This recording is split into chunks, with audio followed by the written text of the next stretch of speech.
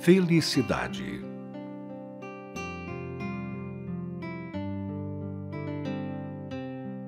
Em todos os tempos, o ser humano aspirou à felicidade. Primeiro e último objetivo do homem, e meta de todo preparo, esforço e aperfeiçoamento. Mas quando poderão as criaturas consegui-la de fato? A maioria, não obstante ansiar pela felicidade, permanece vítima das desgraças e deixa este mundo antes de desfrutar a alegria de vê-la concretizada. Será então a felicidade algo tão difícil de se conseguir? Devo dizer que não. A felicidade baseia-se na eliminação de 3 fatores principais: doença, pobreza e conflito. Como essa eliminação não é fácil, a maior parte das pessoas submete-se a uma forçada resignação. Tudo se enquadra dentro da lei de causa e efeito, e a felicidade não foge a essa lei. Descobrir sua causa será, pois, descobrir a chave do problema. A solução da incógnita está na compreensão do amor altruísta. Lutar pelo bem-estar do próximo é a condição essencial para nos tornarmos felizes. O mundo, entretanto, está repleto de pessoas que buscam a felicidade apenas para si, indiferentes à desgraça alheia. É uma tolice almejar a felicidade semeando a infelicidade. É como a água de um recipiente. Se a empurramos, ela volta. Se a puxamos, ela se afasta. A necessidade da religião reside nesse ponto. O amor pregado pelo cristianismo e a caridade búdica têm por propósito infundir a fraternidade no coração humano. Contudo, essa verdade tão simples é difícil de ser reconhecida pelo homem. Deus, por meio de seus representantes, criou as religiões, que por sua vez estabeleceram doutrinas, através das quais são indicadas as bases do viver. São as religiões que nos ensinam a existência de um ser invisível, para, com a mais pura intenção, conduzir-nos ao caminho da fé. Não é pequeno o empenho requerido para salvar uma pessoa. A vida realmente não tem sentido para a maioria, que, não sendo ensinada a crer no invisível, parte para o além, indiferente aos ensinamentos, ludibriada e perdida nas trevas. Todavia, para os que souberem desfrutar da alegria de viver, extasiar-se com as verdades, conseguir vida longa e o meio de serem verdadeiramente felizes, o mundo será, sem dúvida, um paraíso digno de ser vivido. Por Meishu Sama, em 1º de dezembro de 1948.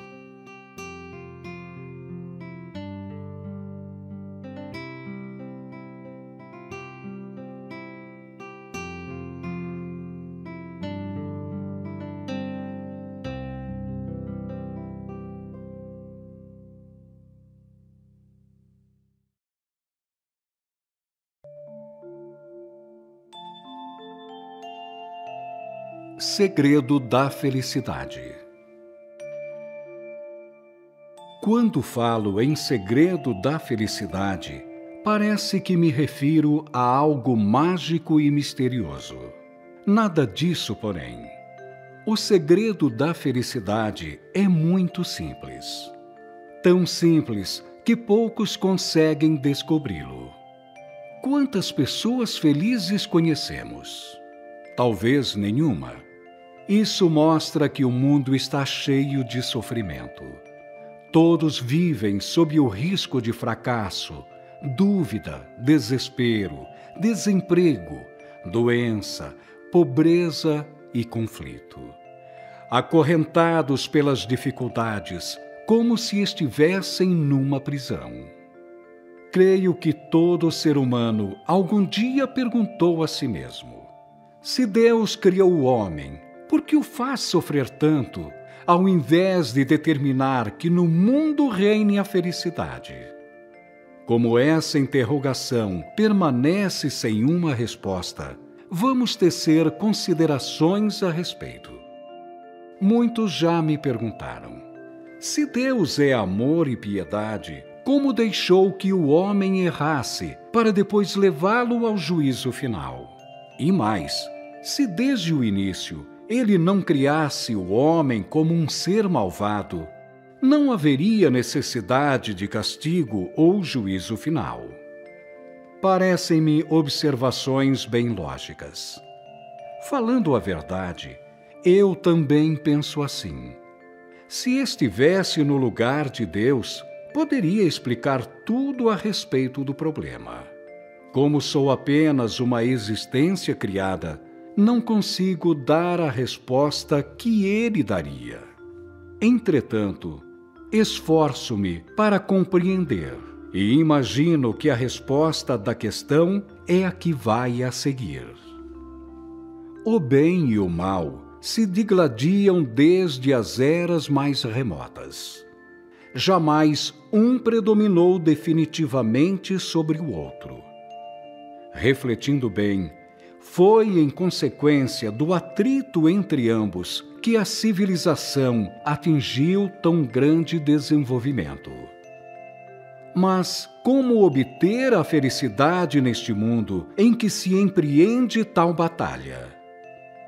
Deixando de lado todas as suposições com que temos tentado compreender a vontade de Deus, procuremos descobrir o meio de sermos felizes.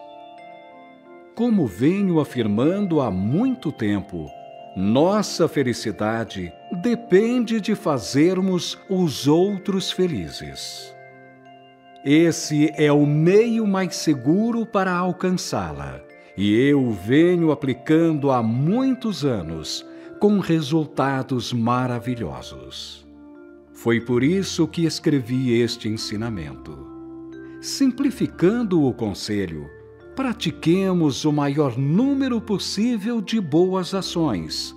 Pensemos em dar alegria às outras pessoas.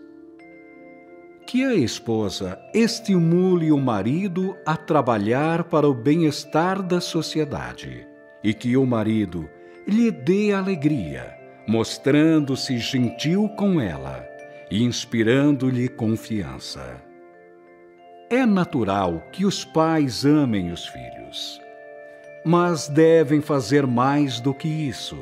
Devem cuidar do seu futuro com a máxima inteligência e eliminar atitudes autoritárias no trato com eles. Que na vida cotidiana suscitemos esperança no coração das pessoas com quem lidamos, tendo por lema proceder com amor e gentileza em relação a chefes e subalternos, bem como seguir as normas da honestidade. Aos políticos cabe esquecerem a si próprios, pondo a felicidade do povo acima de tudo e erigindo-se como exemplos de boa conduta. O povo também deve praticar boas ações e esforçar-se constantemente para desenvolver sua inteligência. Sabemos que serão mais felizes aqueles que praticarem maior número de ações louváveis. Já imaginaram que povo e que nação surgiriam se todas as pessoas se unissem para praticar o bem? Um país assim seria alvo de respeito universal. Poderia ser considerado como uma parcela do paraíso terrestre, pois, com o tempo, desapareceriam todos os problemas de ordem moral, toda a doença, toda a pobreza e todo o conflito. Seria como bater com um martelo no chão. A pancada não poderia falhar. Por toda a parte existem homens praticando o mal, mentindo, enganando, buscando atender às exigências de seu próprio egoísmo. É uma sociedade de seres maldosos. Assim, a felicidade mantém-se muito distante. E o pior é que há quem julgue ser natural um mundo tão perverso, achando inútil tentar reformá-lo. Temos até encontrado quem procure impedir nossas tentativas de transformar em paraíso este inferno terrestre. Essas pessoas, pelo mal que intentam, cavam sua própria desgraça, criando para si próprias o pior de todos os infernos. São merecedoras de piedade e oramos constantemente para que sejam salvas. Tenho certeza de que, meditando sobre este ensinamento, todos perceberão que não é difícil ser feliz. Por Meishu Sama, em 1º de outubro de 1949.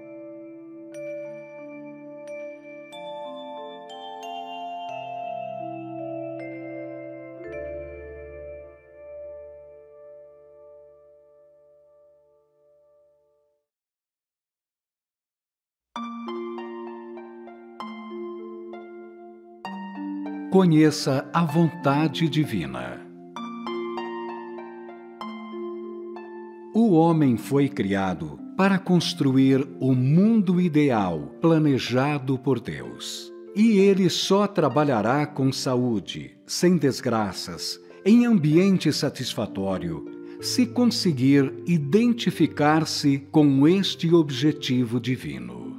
Eis a verdade eterna. O ser humano carrega não só as suas próprias máculas, como as de sua raiz familiar. Além disso, mesmo sem saber, ele absorve substâncias tóxicas, aumentando inevitavelmente o número de suas enfermidades. Ora, a existência de pessoas doentes e, consequentemente, inúteis para a obra divina, constitui um prejuízo para Deus. Por isso, é lógico que Ele deseje curá-las. Nem precisaríamos preocupar-nos com o assunto. No entanto, os que ignoram esse aspecto julgam que os remédios sejam o único recurso contra as doenças e nada mais fazem que reprimi-las. Assim, desconhecendo a lei de identidade espírito-matéria, jamais poderão obter a cura integral. Os males que decorrem da ignorância humana não se restringem às questões de saúde. Todas as desgraças têm o mesmo caráter e destinam-se à purificação do homem. O processo purificador, no entanto, muda seu tipo de ação de acordo com a causa do mal. Os pecados de furto, peculato, prejuízo ao próximo, luxo excessivo e outros são redimidos com perda de dinheiro e de bens materiais. O farrista que esbanja a herança familiar está redimindo as máculas de seus pais e de seus antepassados. O espírito de um antepassado escolheu um descendente para que, por seu intermédio, se processe a purificação e a preservação do sangue da família, a fim de que ela venha a progredir no futuro. Nessas circunstâncias, não há conselho que surta efeito. Pode ocorrer o caso de dois irmãos com índoles diferentes. Um é incorrigível e malvado. O outro é leal e honesto. Aparentemente, o primeiro é mau e desonra o nome da família. Mas, à luz da verdade, purificando a família e eliminando as máculas dos antepassados, sua missão assume maior importância que a do outro. Por essa razão, é dificílimo definir o bem e o mal usando critérios humanos. Incêndios, roubos, falsidade, perdas na bolsa, falências comerciais, apostas inúteis, gastos com doenças e etc. São formas materiais de redenção de máculas, também adquiridas materialmente. Portanto, embora possa fugir às sanções das leis humanas, ninguém escapa das leis eternas. O pecado de enganar ou ludibriar os olhos humanos será redimido, consequentemente, pelos males da vista. Aquele que se comete através da palavra provocará doenças dos ouvidos ou da língua. Torturar a mente do próximo causará dores de cabeça. O uso dos braços apenas para benefício próprio será fonte de padecimento nos braços. A purificação ocorre de acordo com o princípio da concordância. Também o ingresso na fé produz sofrimento, e este será tanto mais profundo quanto maior for a dedicação. O motivo é que Deus quer beneficiar a pessoa como recompensa pela sua dedicação. E para isso é necessário eliminar suas máculas espirituais, a fim de que ela possa receber suas graças. Suportando as purificações sem vacilar, a pessoa receberá benefícios inesperados. Entretanto, quem não possui firmeza de fé vacila nesses momentos decisivos. Vou-lhes falar de minha experiência sobre o assunto. Durante 20 anos, sofri em virtude de dívidas aparentemente insolúveis. Finalmente, consegui saldá-las em 1941. Foi um alívio. No ano seguinte, começaram a chegar-me riquezas inesperadas. E assim me surpreendi com a profundidade da vontade divina. É habitual ouvirmos comentários como este: Fulano ficou rico após o incêndio. Isso nada mais é que uma consequência da purificação. Podemos dizer o mesmo em relação ao incêndio de Atami. Se compararmos a atual cidade com o que ela era antes da catástrofe, veremos que a diferença é surpreendente. Concluímos que se os bons acontecimentos são apreciáveis, os maus também nos trazem benefícios, pois são purificadores, e que haverá verdadeira paz sempre que soubermos agradecer, tanto na saúde como na enfermidade. Mas isto se limita aos que têm fé. Com os descrentes ocorre o contrário. O sofrimento gera o sofrimento. A ansiedade piora a situação e tudo caminha para o abismo. O segredo da felicidade humana consiste em aceitar esta verdade. Por Meishu Sama, em 2 de dezembro de 1953.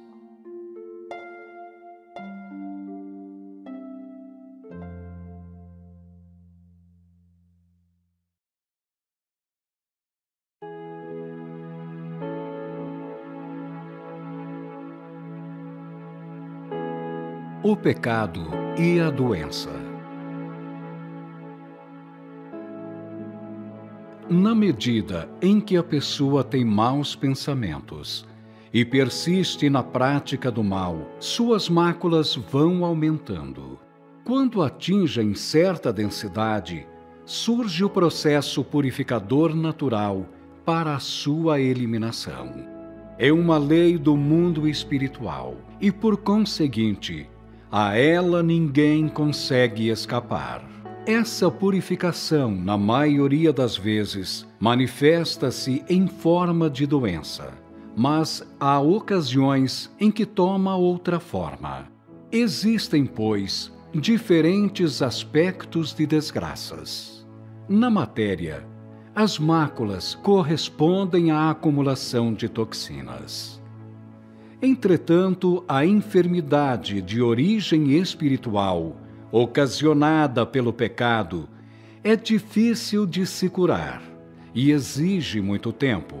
Doenças como a tuberculose, a osteoporose, o câncer, etc., que apresentam sintomas persistentes e obstinados, contam-se entre esses casos. Há dois meios para se redimir o pecado: sofrer ou praticar o bem. Escolhendo este último, tudo será muito mais fácil. Como exemplo, vou contar uma história ocorrida na época em que eu estava pesquisando a religião Tenrikyo. Um rapaz que sofria de tuberculose pulmonar e fora desenganado, ingressou na referida religião. Pensando na prática de uma boa ação, decidiu fazer a limpeza do escarro expectorado por outras pessoas nos passeios da cidade. Decorridos 3 anos, durante os quais fez isso todos os dias, o rapaz estava completamente recuperado. A doença tinha desaparecido sem deixar o menor vestígio. A história que se segue é famosa. O Sr. Yamamoto Tiyogoro, mais conhecido pela alcunha de Shimizu no Jirotio, encontrou-se com um sacerdote budista de alta categoria, o qual lhe disse: "Sua face está marcada pelo estigma da morte. Será difícil o senhor viver mais de 1 ano." Conformado, Jirotio doou todos os seus bens para obras filantrópicas. Entrou num templo budista e ficou aguardando. Passaram-se 2 anos, mas nada de extraordinário aconteceu. Ele estava muito zangado e, tendo casualmente encontrado o mesmo sacerdote, pensou em repreendê-lo severamente. Entretanto, foi o religioso quem falou em primeiro lugar. Que coisa estranha! O estigma da morte que havia em sua face quando o encontrei naquele dia desapareceu completamente. Deve haver alguma razão profunda para isso. Então, Jirotio contou o que fizera, ao que o sacerdote budista disse: "O ato de caridade que o Senhor praticou transformou sua morte em vida." Aplicando esse princípio à nossa realidade atual, compreende-se que o sofrimento da maioria do povo japonês, em consequência da derrota do Japão na Segunda Guerra Mundial, não é senão o processo de purificação decorrente da invasão a outros países durante longo tempo e da exploração e matança de outros povos. Por Meishu Sama, em 5 de fevereiro de 1947.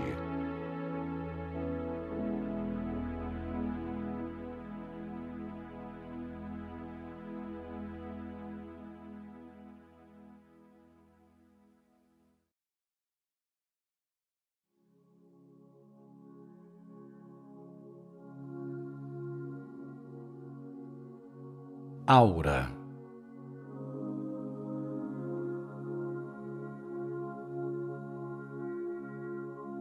Já falei a respeito do Jorei como transmissão da luz divina, mas darei agora uma explicação mais profunda. O corpo espiritual do homem possui a mesma forma do corpo carnal. A única diferença é que no corpo espiritual existe aquilo que denominamos aura. O corpo espiritual irradia incessantemente uma espécie de ondas de luz. É como se fosse a veste do corpo espiritual. Daí a denominação aura. Sua cor é geralmente branca, porém, conforme a pessoa, poderá ser amarelada ou roxa. Também há diferença de largura. Normalmente tem cerca de 3 centímetros, mas no enfermo é fina. À medida que a enfermidade se agrava, a aura vai afinando cada vez mais, e na hora da morte desaparece.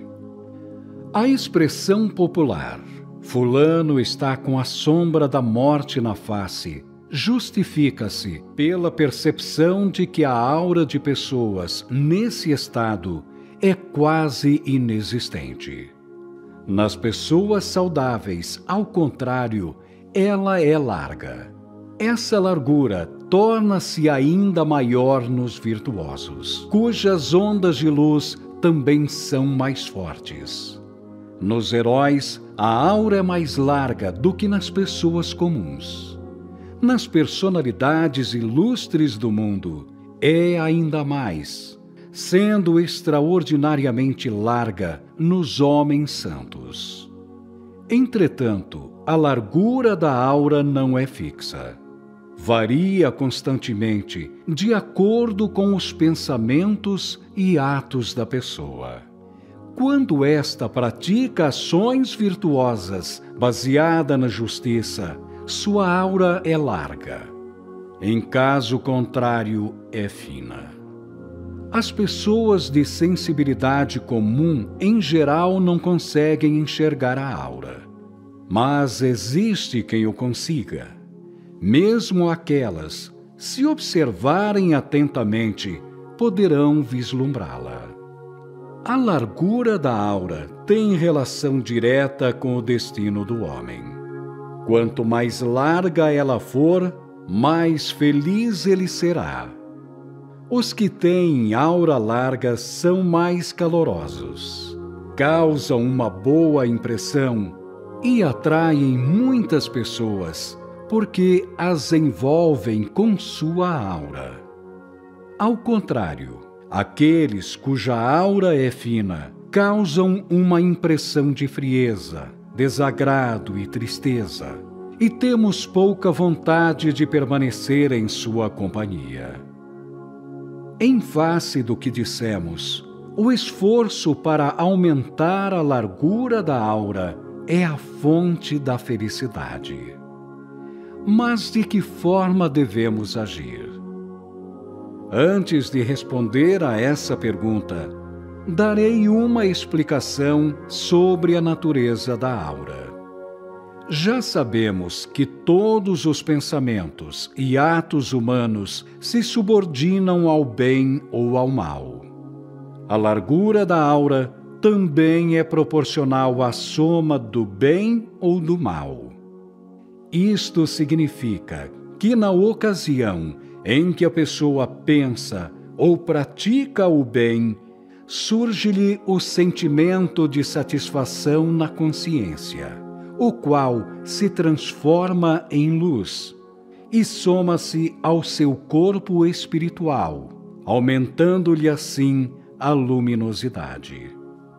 Ao contrário, o mal transforma-se em máculas, que também se acrescentam às já existentes no corpo espiritual da pessoa. Ao mesmo tempo, quando se faz o bem, a gratidão do beneficiado torna-se luz, e esta, através do elo espiritual, é transmitida para o praticante do bem, aumentando-lhe consequentemente a luz.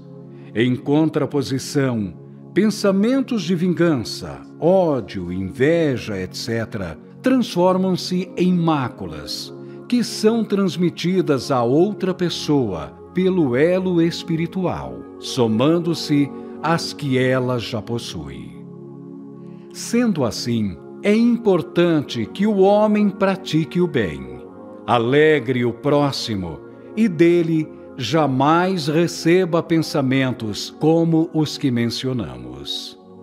O fracasso e a ruína daqueles que rapidamente conseguiram fortuna ou posições elevadas têm origem no que acabo de expor.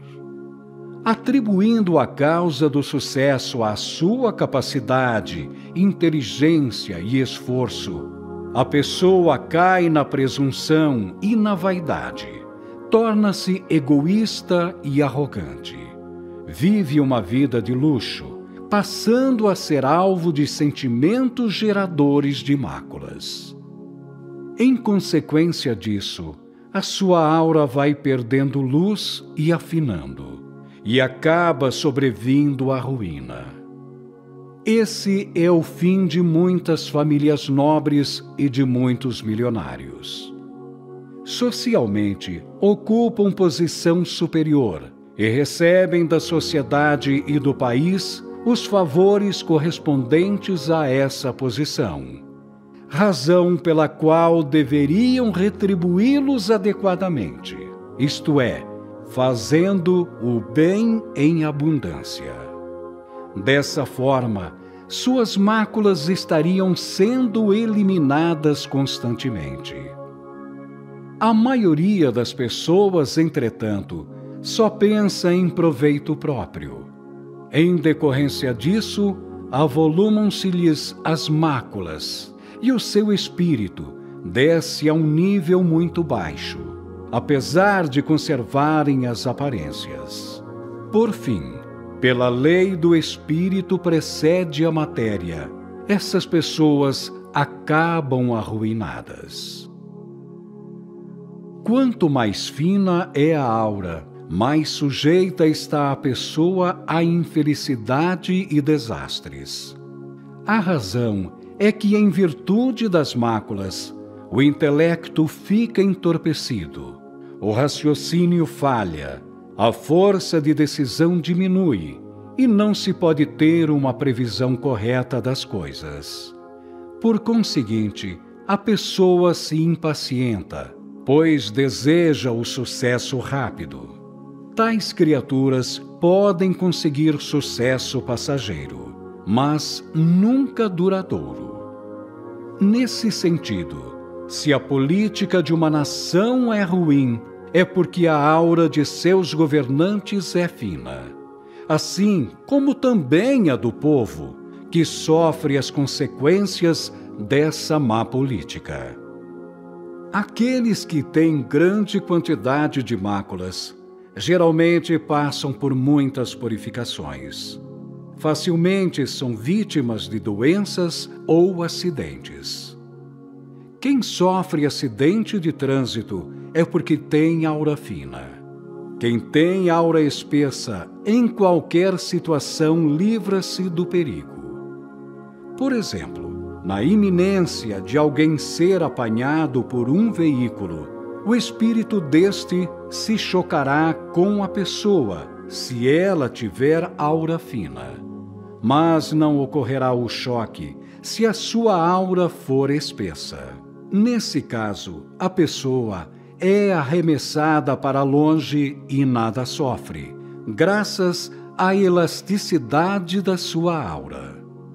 Refletindo sobre o princípio aqui exposto, podemos concluir que o único meio para nos tornarmos felizes é aumentarmos a espessura da nossa aura, praticando o bem.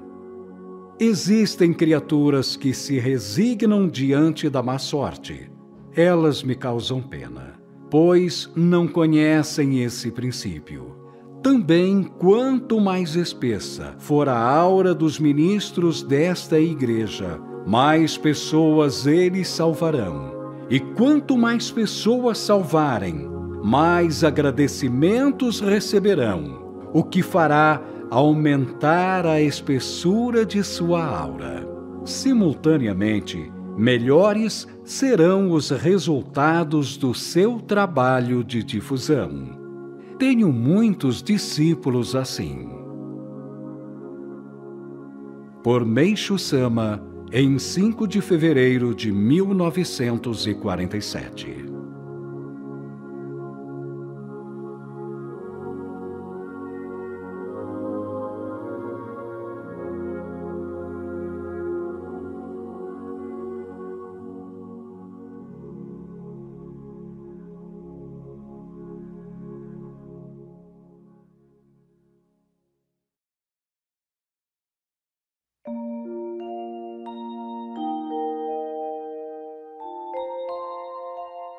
Ser amado por Deus.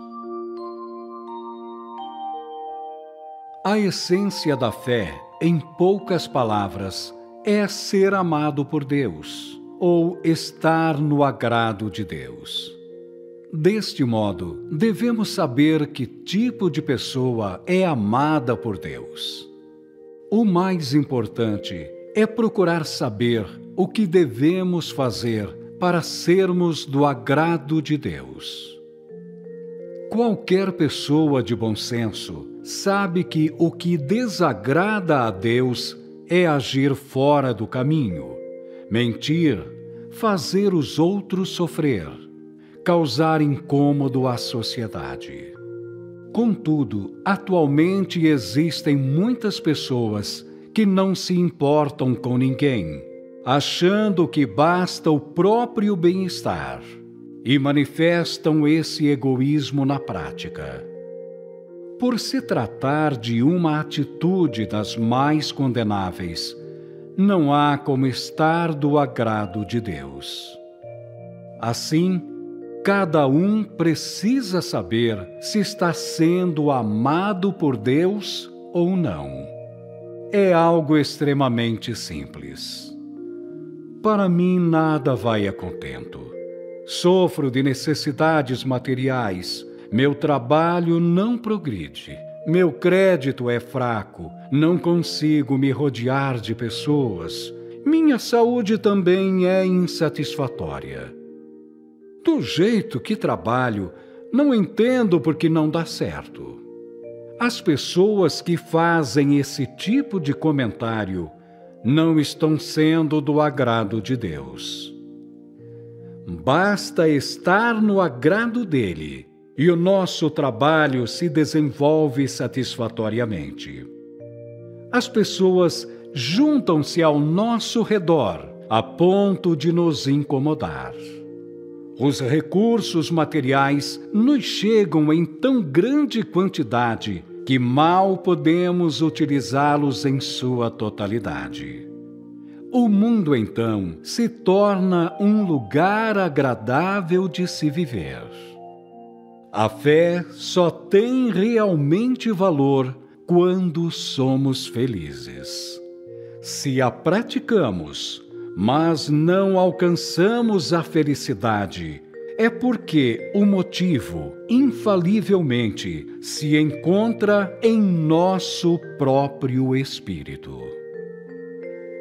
Por Meishu Sama, em 25 de maio de 1949.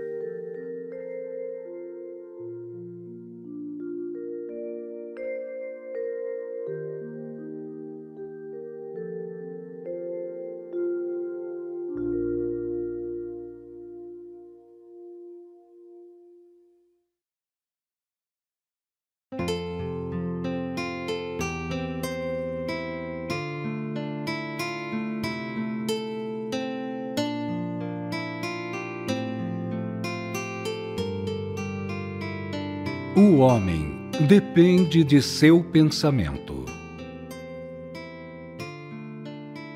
É realmente verdade que gratidão gera gratidão, e lamúria gera lamúria. Isto acontece porque o coração agradecido comunica-se com Deus, e o queixoso relaciona-se com Satanás. Assim, quem vive agradecendo torna-se feliz. Quem vive se lamuriando caminha para a infelicidade. A frase "alegrem-se que virão coisas alegres" expressa uma grande verdade.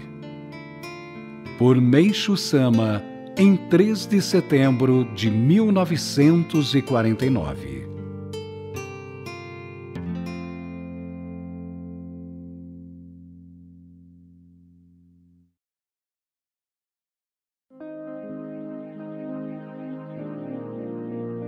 Atitude mental. Existe um único ponto de vital importância. É a forte vontade de crescer e expandir, custe o que custar. Esta atitude é fundamental. O pior pensamento a seu próprio respeito é pensar: não tenho capacidade. Pense assim: eu também sou um ser humano. Se aquela pessoa está fazendo, eu também serei capaz de fazer. Aquele que nunca desiste, com uma forte determinação para realizar o seu trabalho, mesmo cometendo falhas ou sendo ridicularizado pelos outros, certamente crescerá bastante. Eu próprio trabalho com essa atitude. Entretanto, aquelas que desistem após o primeiro fracasso não servem de fato para o trabalho. Há um provérbio que diz: a resignação é importante. Em algumas circunstâncias, isso é verdadeiro, mas, neste caso, a não resignação é fundamental. Em resumo, devemos desistir quando a causa não for boa, e, pelo contrário, ter força de vontade para as boas causas. Por Meishu Sama, em 1950.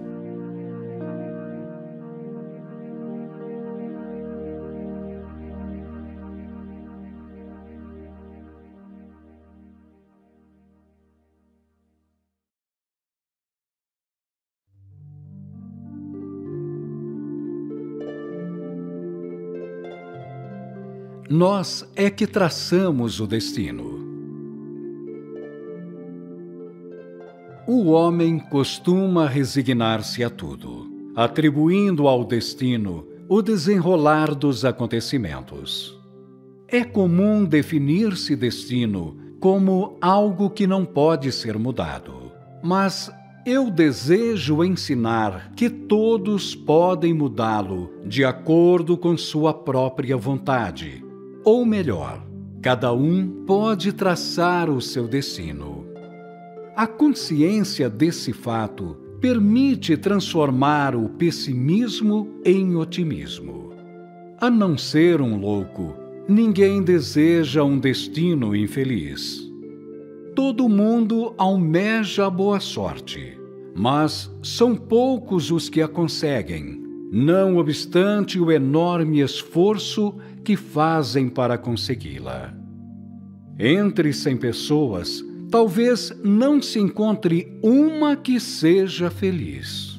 Triste realidade.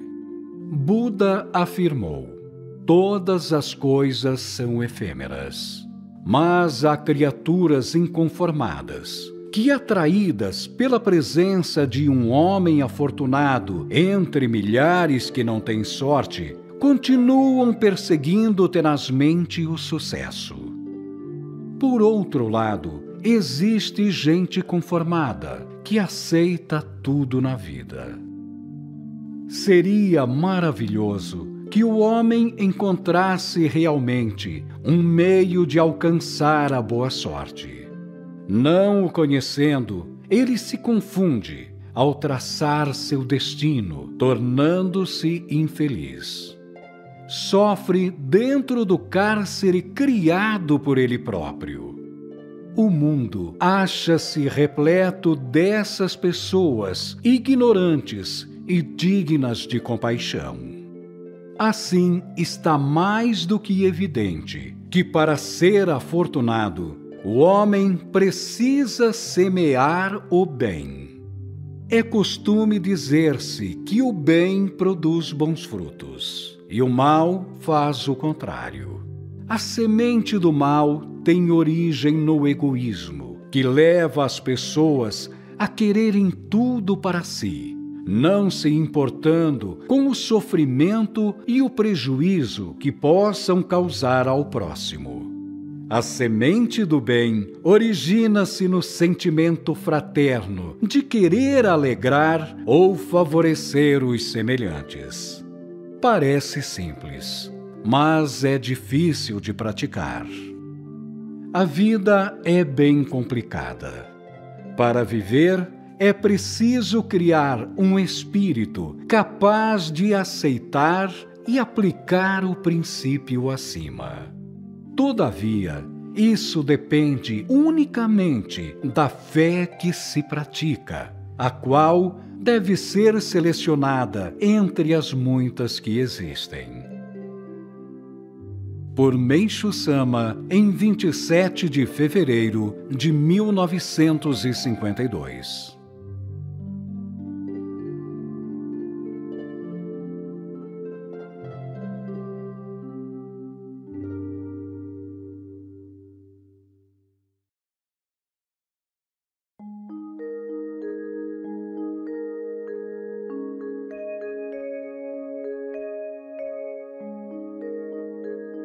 A dialética da harmonia. Harmonia é um velho termo que impressiona bem e sugere um princípio da verdade. Contudo, não deve ser aceito cegamente, pois, embora essa interpretação não esteja errada, é muito superficial. Sendo assim, precisamos aprofundá-la. Tudo o que há no universo acha-se em perfeita harmonia. Só há desarmonia para quem vê as coisas superficialmente. É um erro de ponto de vista. A desarmonia que se apresenta aos olhos do homem é apenas aparente. Isso porque ela é criada pelos homens, e a sua causa é a ação antinatural. Ou seja, do ponto de vista da grande natureza, a desarmonia decorrente da ação antinatural é a verdadeira harmonia. Essa é a verdade absoluta. Neste sentido, basta que o homem obedeça às leis do universo para que todas as coisas se harmonizem e progridam normalmente. Assim, quando se provoca desarmonia, surge a desarmonia. Caso contrário, surge a harmonia. Nisto consiste a grandiosa harmonia da natureza. Para ser feliz, o homem precisa aprofundar seu conhecimento sobre este assunto. Temos tido frequentes provas de que, com o tempo, a desarmonia momentânea se transforma em harmonia. Essa é a realidade da vida e reclama profunda reflexão. Sintetizando, a desarmonia é produto da visão estreita, shōjo. A harmonia, produto da visão ampla, taijō. Por Meishu Sama, em 1º de outubro de 1952.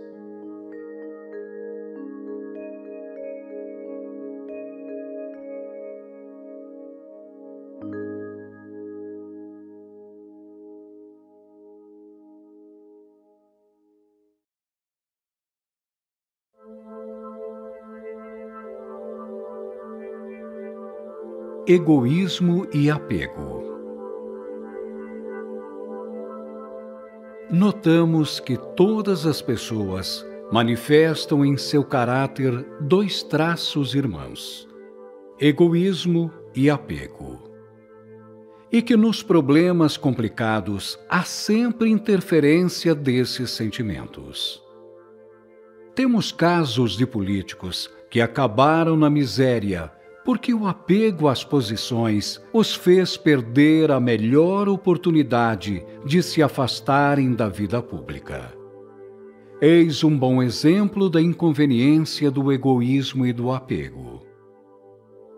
Há industriais que, devido ao apego que têm ao dinheiro e ao lucro, irritam seus fornecedores, prejudicando as transações comerciais. Momentaneamente, o negócio se lhes afigura vantajoso, mas com o tempo mostra-se contraproducente. Na vida sentimental, quem muito se apega geralmente é desprezado. Muitas vezes, os problemas nesse terreno surgem do excesso de egoísmo. O passado nos revela como os egoístas provocam conflitos e se atormentam pelos sofrimentos causados ao próximo. Já dissemos que o principal objetivo da fé é erradicar o egoísmo e o apego. Tão logo me conscientizei disto, empenhei-me em exterminá-los. Como resultado, meus sofrimentos se amenizaram e tudo corre normalmente em minha vida. Há um ensinamento que diz: não sofra antecipadamente pelo que ainda não ocorreu, nem pelo que já passou. São palavras de grande sabedoria. A finalidade do aperfeiçoamento no mundo espiritual é a extinção do apego. A posição do nosso espírito se eleva à medida que o apego se reduz. Outro aspecto negativo do apego refere-se às pessoas que se mostram insistentes quando convidam outras a participarem de sua crença, dando a impressão de serem muito dedicadas. Isso não dá bom resultado. Impingir a fé é um sacrilégio aos olhos de Deus. Quem prega uma religião só deve insistir se observar que o outro está interessado. Se a pessoa não demonstra interesse, é melhor desistir e esperar o tempo oportuno. Por Meishu Sama, em 25 de janeiro de 1949.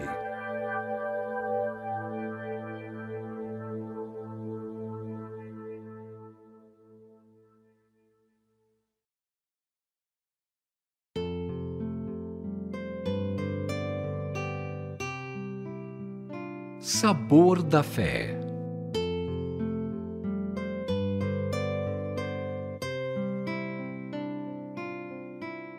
Cada coisa tem seu sabor. A matéria, o homem, a vida cotidiana com suas múltiplas facetas, tudo, enfim, tem um sabor peculiar. Se excluirmos da vida o sabor, ela perderá sua atração e o homem não terá mais vontade de viver. O objetivo da fé é alegrar a vida, dar-lhe tranquilidade e permitir que se desfrute do sabor de viver. Então, as coisas da natureza se transfiguram. As flores, o vento, a lua, o cântico dos pássaros, a beleza das águas e das montanhas passam a ser vistos como dádivas de Deus para a alegria das criaturas. E passamos a agradecer os alimentos, o vestuário e a casa em que vivemos, considerando-os como bênçãos, e a simpatizar com todos os seres, mesmo os irracionais e os inanimados. Sentimos que até o pequenino verme da terra se acha próximo de nós. É o estado de êxtase. A religião deve levar o homem à despreocupação, que é o estado ideal. Se ele enfrenta um problema, que aprenda a deixá-lo nas mãos de Deus, tão logo sejam aplicados os recursos humanos para a sua solução. Eu procedo assim.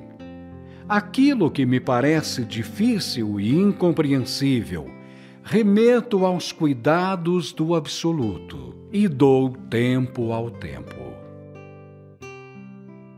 Numerosas experiências minhas demonstraram que tal prática dá resultados além dos esperados. Mais ainda, eles ultrapassam todos os desejos formulados.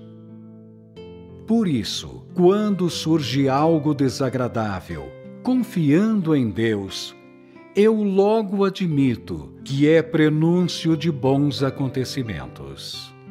Acho interessante quando compreendo depois que o mal aparente determinou a vinda do bem. Então as preocupações se tornam ridículas. Sinto-me grato e percebo que minha vida é um contínuo milagre. Eis o que chamo de maravilhoso sabor da fé.